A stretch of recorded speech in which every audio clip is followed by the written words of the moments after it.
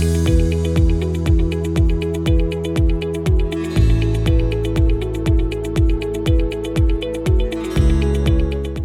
అండి, నేను మీ doctor M S Reddy, Kiran hospitals, Karman Ghat, L B Nagar. ఈరోజు మనము మలద్వారం అంటే మోషన్ పోయే భాగం దగ్గర వచ్చే మోస్ట్ కామన్ డిసీజెస్ గురించి, అంటే చాలా కామన్గా వచ్చే ప్రాబ్లమ్స్ గురించి డిస్కస్ చేస్తాము. అందులో మన సెకండ్ ఇది అంటే ఫిజర్ గురించి ఈరోజు మాట్లాడదాం. చాలాసార్లు మనం చూసుకుంటే ఫిజర్ అంటే ఏం లేదు, సింపుల్గా చెప్పడం అంటే చీలిక, అంటే ఒక కట్ మనకు చర్మం మీద ఎట్లయితే కట్ అవుతుందో సో దాన్ని ఫిజర్ అంటారు సింపుల్ చెప్పాలంటే. ఎప్పుడైతే మన మోషన్ పోయే ద్వారం దగ్గర చిన్నగా కట్ అవుతుందో ఆ స్పెసిఫిక్ దాన్ని మనం ఫిజర్ అని చెప్తాం. సో యూజువల్గా ఏమవుతుంది, ఈ ఫిజర్ వచ్చినప్పుడు చాలామంది విపరీతమైన నొప్పి మంట ఉంటుంది ఫిజర్లో. చాలా స్పెసిఫిక్గా చెప్తారు పేషెంట్ కూడా వచ్చి చెప్తారు, ఇక్కడ నైట్ ఇట్లా పార్టీ అయింది, కొంచెం స్పైసీ ఫుడ్ తిన్నాము, లేదంటే ఆల్కహాల్ తీసుకున్నాము, నెక్స్ట్ డే విపరీతమైన మంట. అంటే వాళ్ళకి ఎంత నొప్పి ఇది ప్రాబ్లం ఉంటుందంటే మోషన్ పోవడానికి కూడా భయపడతారు వాళ్ళు. మోషన్ వెళ్ళినా కూడా అరే మోషన్ పోతే విపరీతమైన నొప్పి వస్తుంది, విపరీతమైన మంట వస్తుంది. మోషన్ పోయిన తర్వాత కూడా 1 గంట 2 గంటల సేపు ఏదో గుంజినట్టు ఇబ్బందిలాగా ఉంటుంది. సో మెయిన్ ఈ ఫిజర్లో వచ్చేసి ఈ చీలికలో మనకి ఏంటంటే నొప్పి, చాలా classical symptom pain. So pain అనేది మోస్ట్ కామన్ ఇందులో గుర్తుపెట్టుకోవాల్సింది మనకు. సో విపరీతమైన నొప్పి మంట ఉంటుంది. యూజువల్గా బ్లడ్ అనేది చాలా తక్కువ కేసుల్లో కొంచెం మోషన్తో పాటు just streak of blood with the stools, అంటే మోషన్ వెళ్ళినప్పుడు కొంచెం రక్తం వస్తుంది. సో బ్లడ్ అనేది చాలా తక్కువ ఉంటుంది. పెయిన్ క్లాసికల్ సిమ్టమ్ ఉంటుంది అనమాట. సో కొంతమందికి జస్ట్ కొంచెం బ్లడ్ రావచ్చు. సో మెయిన్ వీళ్ళకి ఏముంటుందంటే ఎక్కువ స్పైసీ ఫుడ్, ఆయిల్ ఫుడ్, లేకుంటే నాన్ వెజ్, ఆల్కహాల్ తింటే ఖచ్చితంగా నెక్స్ట్ డే వాళ్ళకు మోషన్ వెళ్ళినప్పుడు విపరీతమైన నొప్పి మంట, ఏదో ఒక ఇబ్బంది. ఇంకా కొన్ని లేటెస్ట్ స్టేజెస్లో ఏంటంటే చర్మం కూడా దురద పుట్టడము, స్కిన్ కలర్ చేంజ్ కావడం, ఇవన్నీ ఉంటాయి. సో దీన్ని ఏమంటారు అంటే ఫిజర్ అంటారు.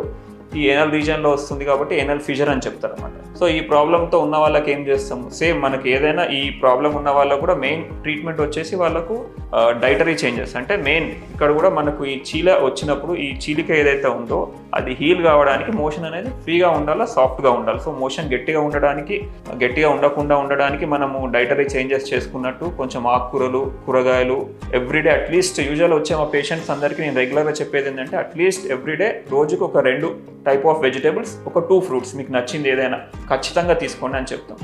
ఈ ఫ్రూట్స్, వెజిటేబుల్స్ తీసుకోవడం వల్ల ఏమవుతుందంటే మనకు ఫైబర్ కంటెంట్ అనేది ఎక్కువ పెరుగుతుంది. సో వాటర్ ఎక్కువ తీసుకోవడము, ఈ ఫైబర్ కంటెంట్ ఎక్కువ తీసుకోవడం వల్ల మోషన్ అనేది మనకు ఫ్రీగా పాస్ అవుతుంది.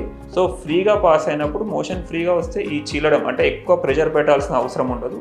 ఈ చీలిక కూడా హీల్ కావడానికి తొందరగా ఆస్కారం ఉంటుంది. సో స్పెసిఫిక్గా మెయిన్ డైటరీ చేంజెస్ చేసుకోవడము, ఈ spicy food, oil food, alcohol ఇవన్నీ ఖచ్చితంగా స్టాప్ చేసేది ఉంటుంది. ఇంకోటి సిట్స్ బాత్ అంటారు. ఇది కామన్గా యూజువల్గా రెగ్యులర్ చెప్తుంటాం. ఈ మోషన్ పోయే భాగం దగ్గర ఎక్కువ ఇన్ఫెక్షన్స్ ఇవన్నీ ఉంటాయి. మనకు మోషన్ వెళ్ళినప్పుడు కూడా కొంచెం మోషన్ అక్కడే మిగిలిపోవడము, దానివల్ల ఎక్కువ మంట రావడం ఇవన్నీ ఉంటాయి. కాబట్టి చాలా మందికి సిట్స్ బాత్ అడ్వైజ్ చేస్తాం. సిట్స్ బాత్ అంటే సింపుల్గా ఒక చిన్న బకెట్ లాంటిది, ఒక టంబ్లర్, పిల్లలకు స్నానం చేయించే ఒక చిన్న టబ్ లాంటిది తీసుకొని అందులో జస్ట్ గోరువెచ్చని నీళ్ళు, అందులో డెటాల్, బిటాడిన్ ఇవేం అవసరం లేదు. అవన్నీ కొంచెం ఇరిటెంట్ లాగా కూడా ఉంటాయి. సో స్కిన్ కూడా మీకు కొంచెం ఇరిటేషన్, ఇచ్చింగ్ వచ్చే అవకాశం ఉంటుంది.